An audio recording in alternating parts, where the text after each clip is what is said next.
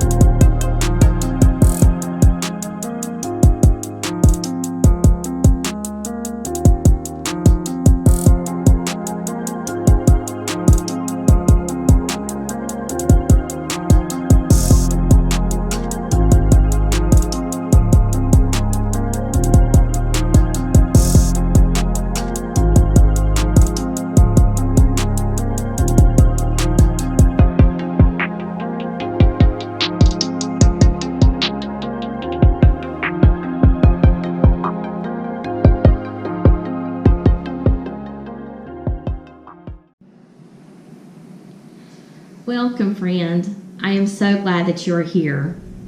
If this is the first time that you have landed on my YouTube channel, you have landed on a Bible study series that we are in the middle of. And this series is entitled Stuck.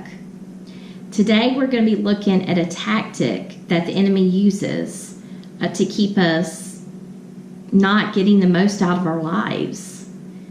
We're going to look today at fakeness. Fakeness is what we're going to see in the story of Lot's wife.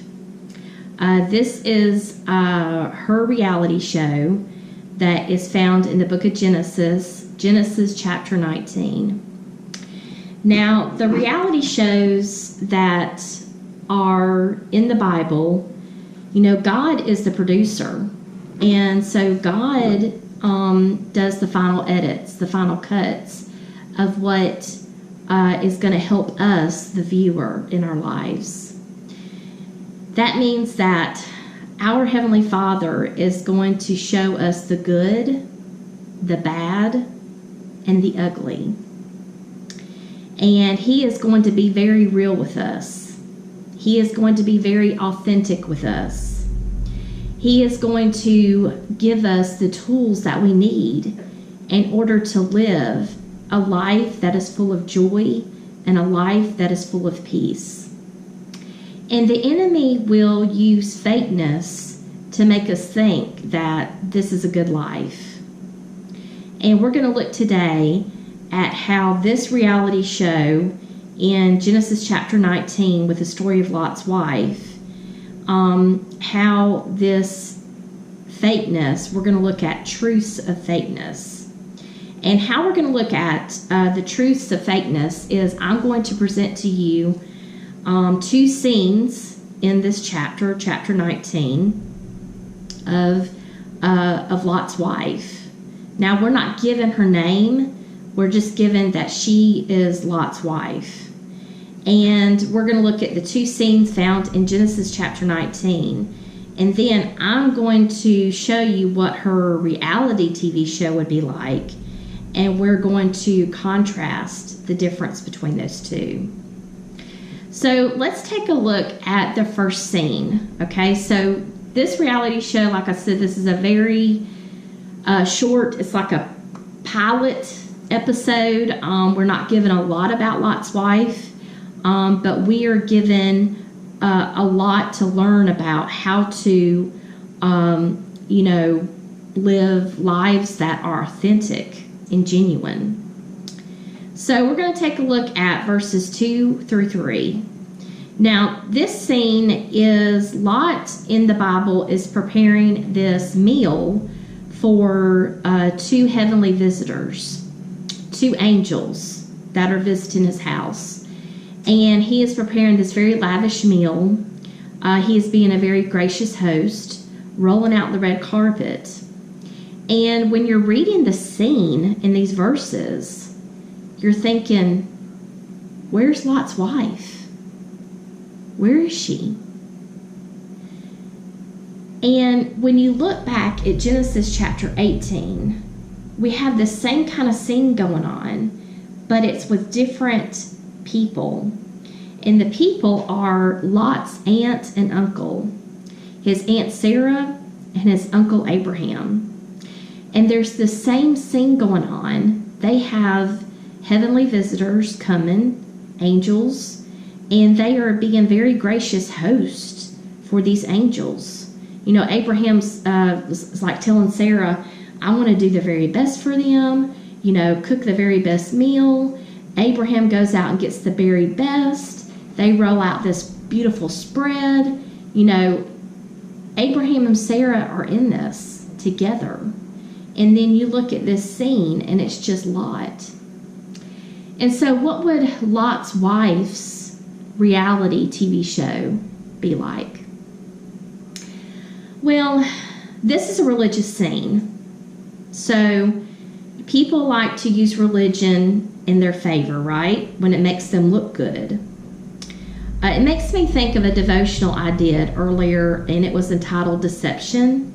And it was about Cain, and how Cain was walking through the motions of providing a offering to God. And this is what Lot's wife would be like. This is a religious scene. So she would really ramp it up, right? She would really be this gracious host and, prepare this lavish meal, this meal that she's probably never cooked in her life, right? Because the cameras are rolling. People are watching. She wants to look good.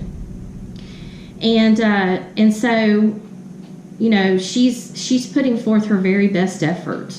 She looks good. She's probably like Betty Crocker in the kitchen. She's going to put forth her very best. So that would be one of the scenes in her show. So let's look at another scene. This scene in the Bible is found we're still in chapter 19. Her whole story is in chapter 19, verses 12 through 26. Now, Lot's wife is very much in this scene, and this is the scene that's going on. God has warned Lot that he needs to get his family out of that city. They need to move out because there's a natural disaster about to strike that city. And Lot's wife's not budging. She's not moving. None of his family members are moving. They're not even listening to their dad. She's not listening to her husband. And she's not moving. And God has to actually physically move that whole family out of the city. After that, Lot's wife goes back into the city. She left that city not wanting to leave. And so she's probably going back to get her possessions. She's probably trying to get her possessions, probably get some of the family members that didn't make it something. She's trying to control a situation in which she had no control over. And she dies. Okay, so let's take a look at what her reality TV show would look like. So the destruction came and Lot's wife died. And so there are TV anchors that are interviewing the family members of the casualties of that natural disaster. And so they come and they interview Lot. And this is what Lot says. We were not given warning signals in time.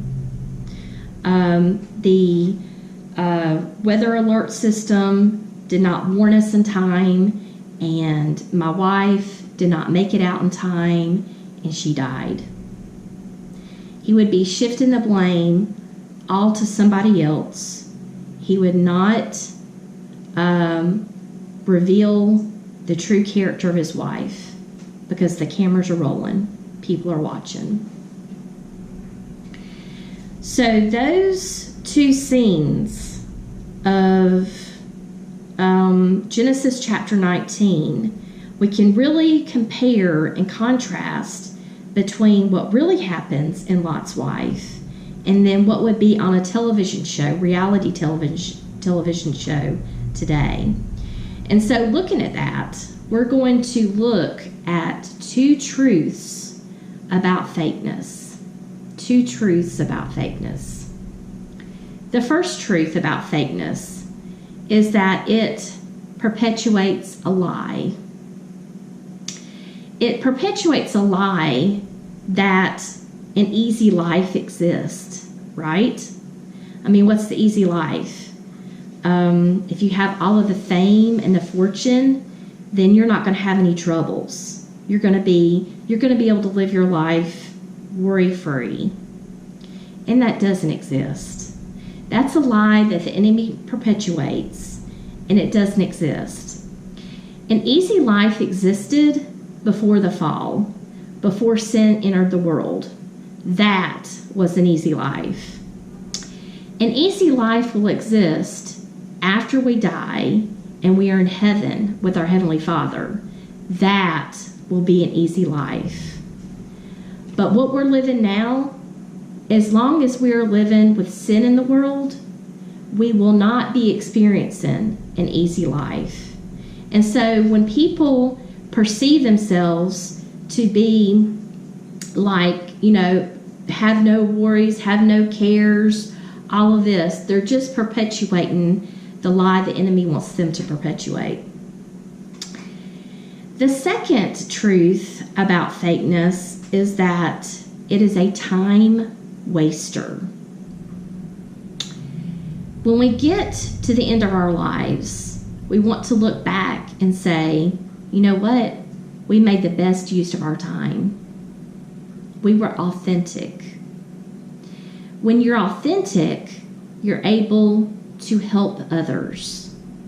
When you're living a life of fakeness and you're making yourself out to be, someone that you're not, it doesn't do you any good, and it doesn't do anybody else around you any good, because you're just spending all your time and effort in a lie instead of embracing your beautiful, your unique, your authentic self.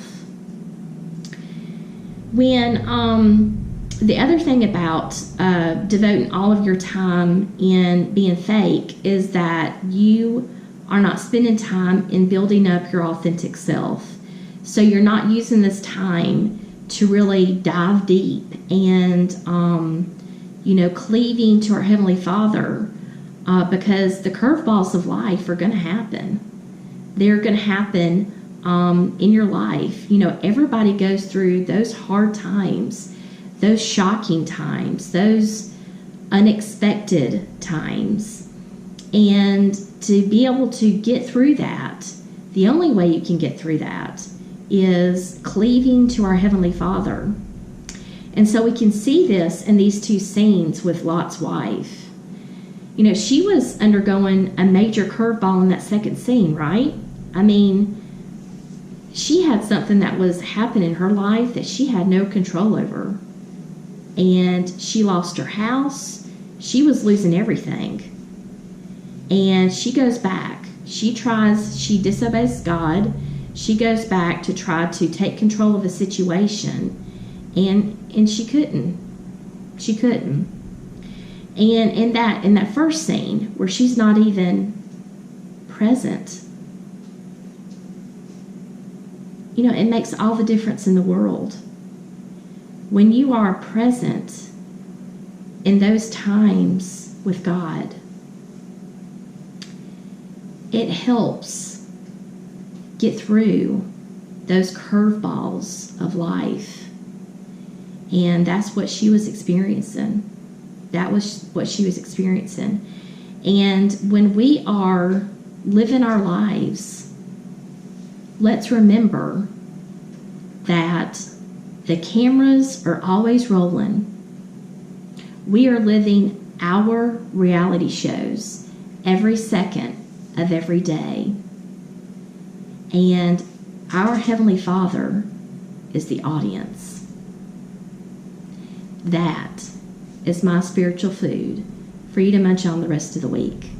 I can't wait to see you next week.